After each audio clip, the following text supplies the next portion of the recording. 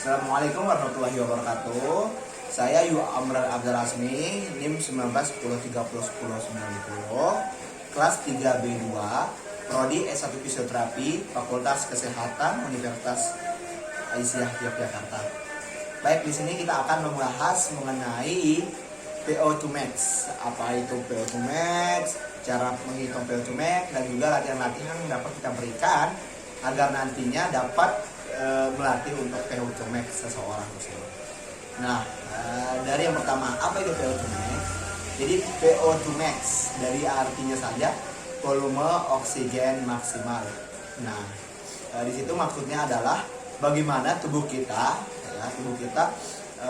volume tubuh kita yang dapat diambil oksigen maksimal yang dapat diambil oleh tubuh kita. Nah, yang nantinya akan disebarkan ke seluruh tubuh.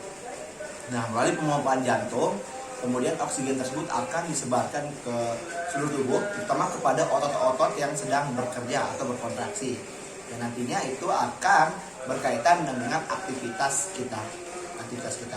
Jadi, ketika melakukan gerakan atau olahraga atau aktivitas, di situ tentu saja akan ada kontraksi otot yang bekerja. Nah, yang nantinya kontraksi otot tersebut akan membutuhkan oksigen dalam pelaksanaannya. Nah, oleh karena itu oksigen akan dipompa oleh jantung, kemudian disebarkan menuju ke seluruh tubuh, terutama ke bagian-bagian otot.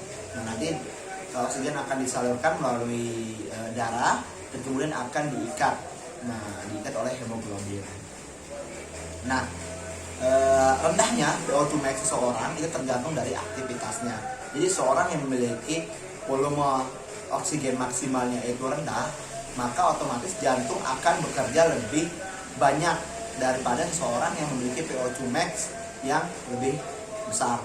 Jadi ketika misalnya saya memiliki PO2 max yang rendah, otomatis ketika saya melakukan kegiatan, otomatis jantung itu akan memompa lebih banyak daripada seseorang atau atlet yang memiliki PO2 max yang lebih tinggi. Nah, bisa saja sekali pompa PO2 max-nya itu atau volume oksigen yang dibutuhkan itu sudah langsung terpenuhi.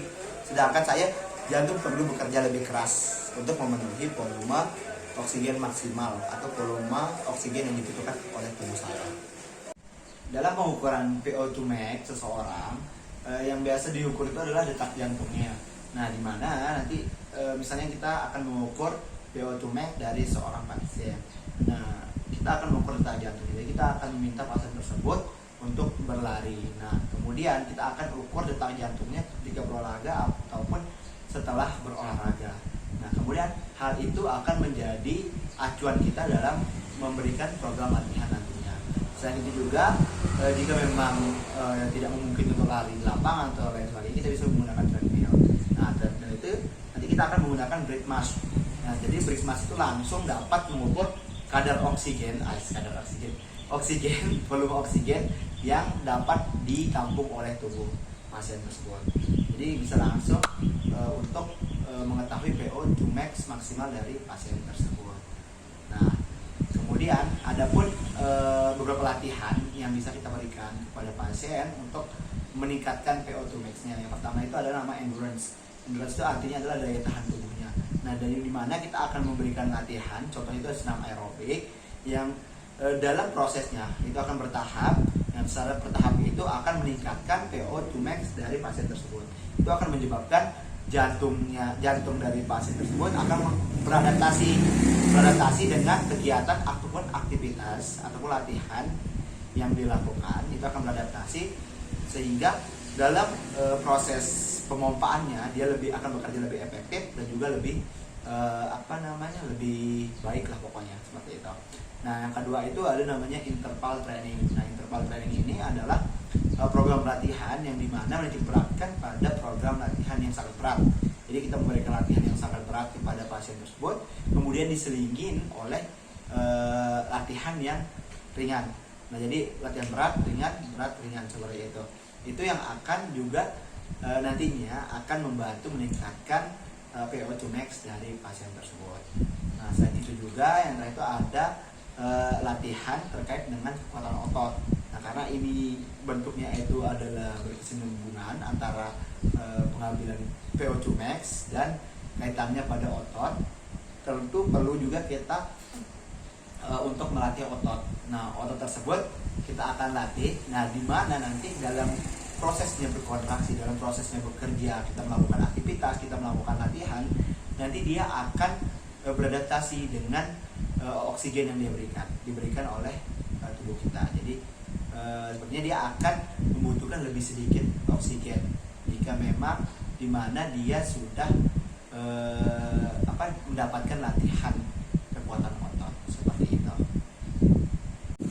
Oke, baik, terkait dengan cara perhitungan VO2 max, sangat-sangat dianjurkan kita melakukan perhitungan itu di laboratorium. Misalnya ada pasien yang ingin kita hitung jumlah VO2 max-nya, itu untuk mendapatkan hasil yang akurat, pasien tersebut harus dicek di laboratorium.